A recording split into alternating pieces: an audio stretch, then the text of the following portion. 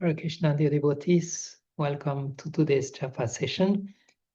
Like I was mentioning in the beginning, yesterday we were visiting Sri Vrindavan and we got actually a lot of inspiration coming, especially from the association of one devotee, one god brother that we were meeting. And with all those inspirations, somehow they came together today for the Japa session, and hope it will be relevant. The underlying principle today will be meditation. And my god brother is following the lectures of Bhaktivedanta Maharaj, the conceptual study of Srimad Bhagavatam. And he was explaining how Maharaj brings the points that the main practice that we find in all the Vedic scriptures is actually meditation. This is like the main practice that comes out, and this is also very, very much underlined in Srimad Bhagavatam. And even the first verse of Srimad Bhagavatam ends with Dimahi, which means I meditate upon. Also for those who are Brahmana who chant Gayatri Mantra, that's always the Dimahi is there for each Gayatri Mantra.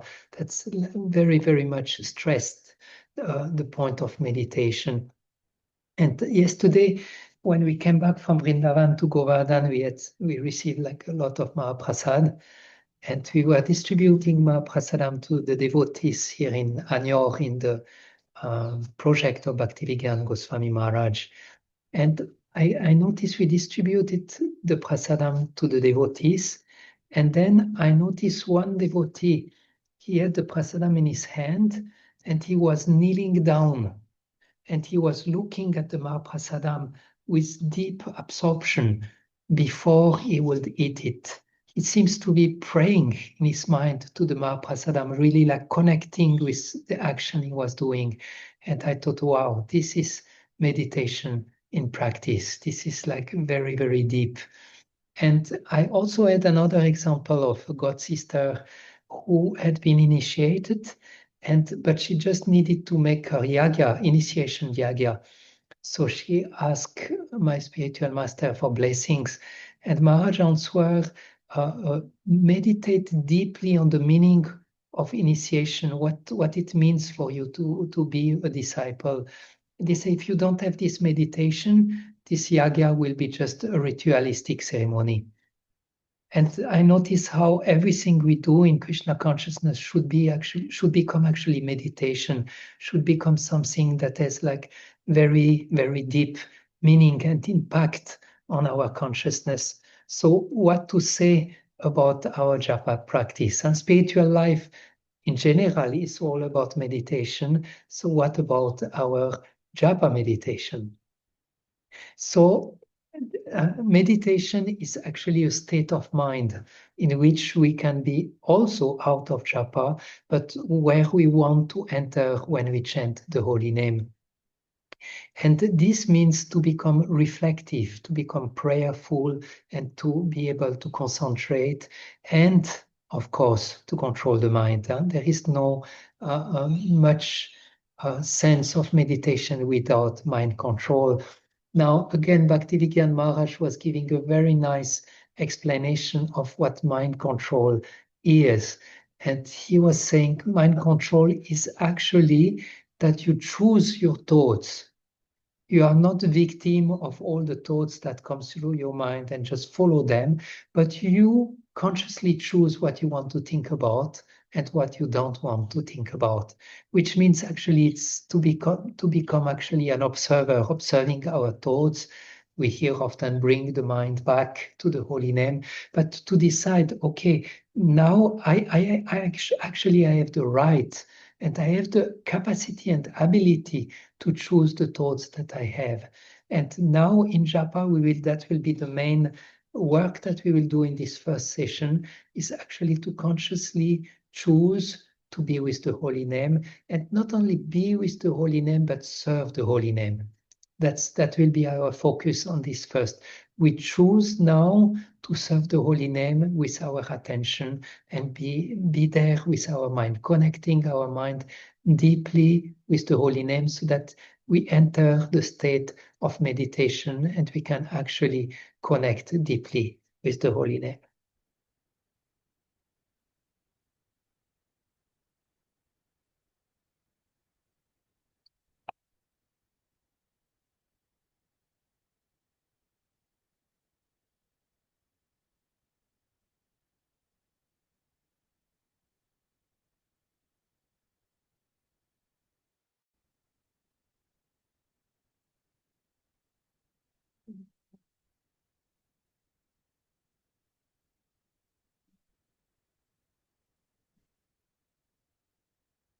Hare Krishna. We might notice that it's not so easy to really choose and not allow the mind to take us away from our chanting to many other space. So we will try to go a little bit deeper into that. We will work a little on some Ashtanga yoga, some tips from Ashtanga yoga tradition, but also we will combine that with our Bhakti tradition. I was recently speaking with a devotee who told me about two very prominent leading sadhus who are in Vrindavan, and that occasionally both of them were speaking about one important principle during sadhana, during our practice. And it's very, very simple. They were saying, just do not change your posture, do not move. Do not stand up to take something or to move here and there. When you chant, you keep seated for 3 rounds, 4 rounds, 7 rounds, 10 rounds, 16 rounds, as long as I know even a sadhu who in Vashana who is doing 64 rounds in one posture. So this is actually helping the mind to stay very, very calm.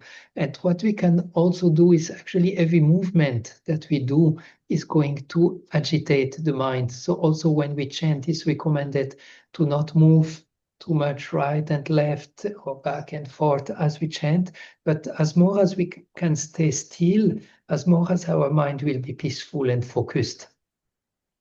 Okay, this is not directly our tradition, but this is something that we can try and that actually works quite well, at least for me. When I try to do it, immediately I can feel that the mind become much more steady. But we also want to enter into the bhakti realm. And we will again take this point of service. We had it right now. My only thought is service to the holy name, because service has a very powerful effect to capture the senses and the mind, especially when we do different services. We have to engage our mind and our senses into the service. So while we do japa, we can also, when we connect with the aspect of service, we can actually engage our mind in a more powerful way. So we will try to do the combination of having the devotional heart by going into the mood of service as we chant the holy name, and also we'll try to stay as still as possible so that our mind get stable, so that we can actually stay with our desired service to the holy name. So we try to chant with love and affection as our service to the holy name. And that is our meditation for this part.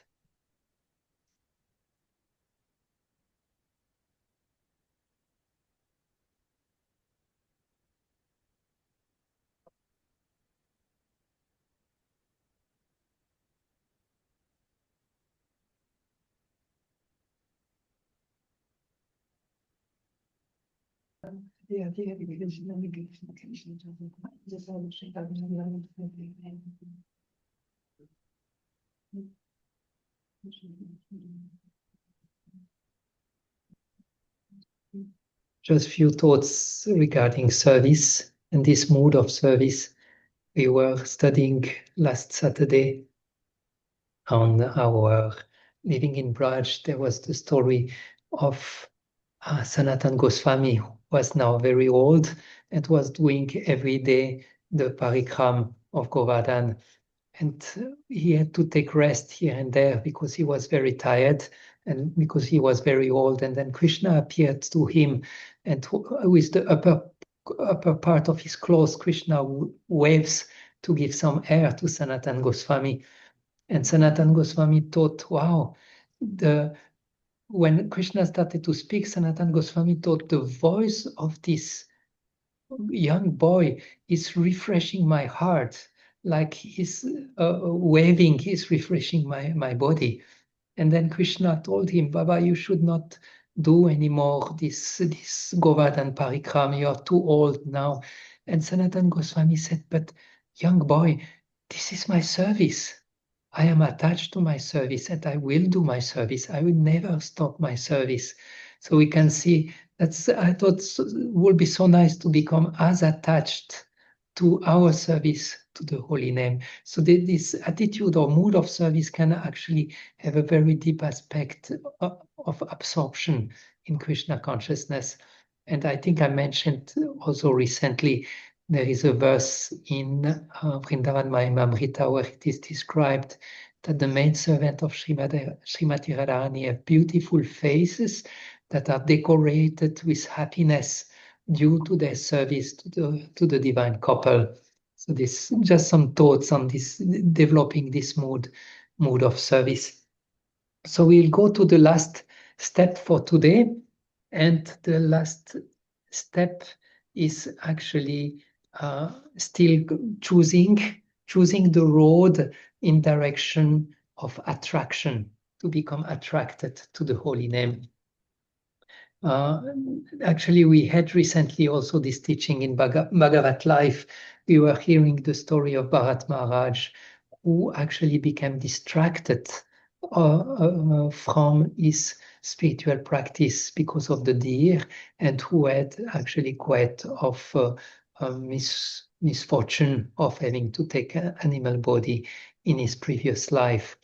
And His Holiness Keshava Maharaj gave a very important point. He said that actually when you give attention, then gradually attraction comes and then attachment comes. But he said, if you actually are distracted, then it's another road. That's the road that goes down. Because from distraction, you will have disinterest. You will become less and less interested about the chanting, and you will have disengagement. You will feel like, okay, I stop chanting, or I will chant later, and so on and so forth. So we have more or less two roads we can choose. The road going up, which is based actually on giving attention to the name, and we have the road going down. That's when we chant and we are distracted, the road of distraction. And there is actually a very powerful prayer in Srimad Bhagavatam from the inhabitant of, or the ruler of Badashraya, who is praying to Sri Hayagriva. And the prayer speaks of, oh my Lord, you are so qualified, and so on and so forth. And those are actually very, very elevated saints. But they say, but your Maya is just so strong and so powerful. And then Goranga Darshan give actually a very nice example in this point. He said that it's like a ladder. If you climb on a ladder, if you are on a third, fourth steps or like this, it's okay. But as more as you go high on the ladder, as more actually you have to be careful, because if you fall, you might hurt yourself more.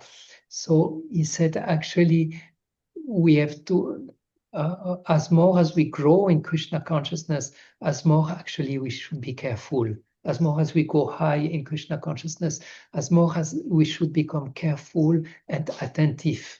We should be careful to not become proud, complacent, or overconfident in our service, but keep actually deepening our carefulness and our attention into the holy name. So this is the thought for this last inspiration. We take the road of attention instead of the road of distraction. And when we meditate, when we stay with the holy name with attention, then naturally we will become attracted. Naturally, some attachment to the holy name will come. But if we chant with distraction, then it will just go into the other way. So we try to focus now on this spot for the last part.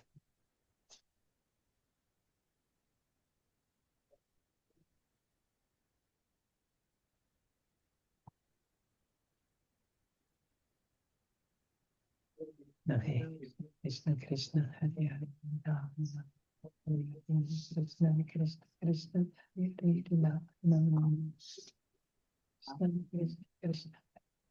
Rama Krishna Krishna Krishna Krishna Hare Hare Rama Rama Hare Hare Krishna Krishna Krishna Rama Rama Hare Hare Krishna Krishna Krishna Hare Hare Rama Krishna Krishna Hare Hare Rama Rama Hare Krishna, dear devotees, we have come to the end of the session. Thank you for joining. I have to apologize a little bit. I just noticed now there was not really a proper stream into today's inspiration.